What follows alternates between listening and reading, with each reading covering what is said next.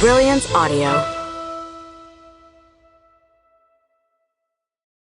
Karitas Untitled by Kristín Marja Baldursdóttir. Translated by Philip Roughton. Performed by Anita Briem. Karitas Untitled, Part 1. Karitas, Untitled 1915. Pencil drawing.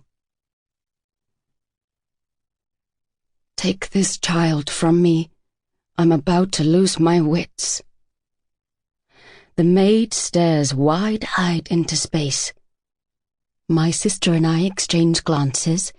She stops in the middle of her hymn. Our mother walks slowly over to the maid and lifts our sleeping brother from her lap before the maid adds her usual refrain, "Down again, I needs must go." She gets to her feet and crosses the room in a stately manner, knitting needles in hand, but suddenly twitches, throws her hand over her mouth and tries to stifle her cries as she dashes to the stairs and down. Our mother positions herself at the top of the stairs as if to prevent us from leaving, but she doesn't need to. We're under strict instructions to stay inside during the maid's hysterical fits.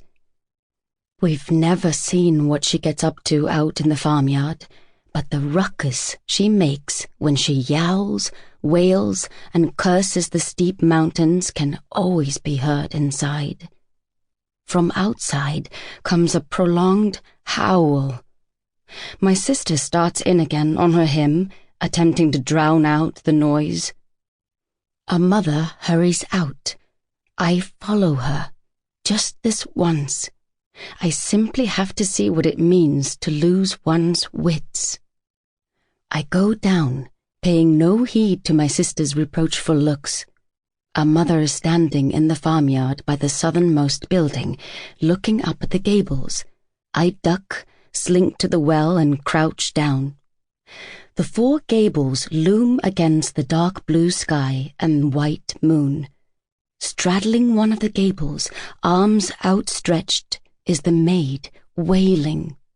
She smacks her splayed legs against the gable as if trying to spur a nag, gesticulates and claps her hands as she jabbers and curses, throws out her arms, tilts back her head, and howls.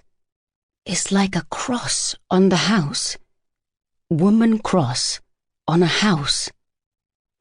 The performance repeats itself.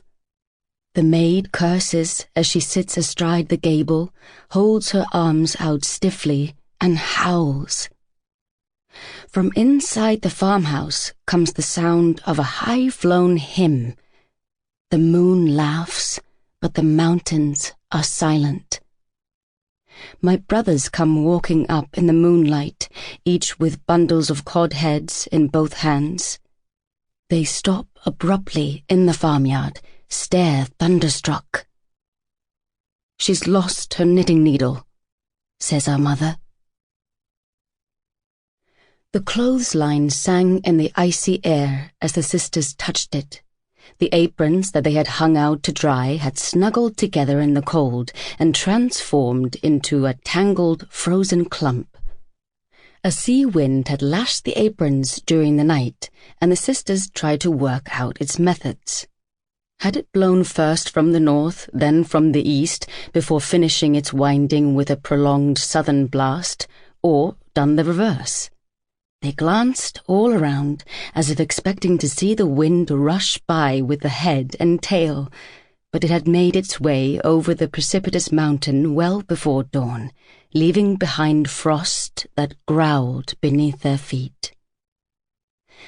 The maid came into the farmyard, in search of the knitting needle that she'd lost during her last fit, saw the garments on the line, and said, after poking at them with a moan, "You'll be tangled like aprons all your lives, my lambs."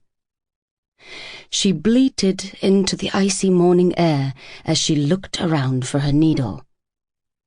The girl's mother joined them in the yard, spoke not a single word as she examined the aprons, simply pressed her wool shawl over her bosom and screwed up Sample complete. Ready to continue?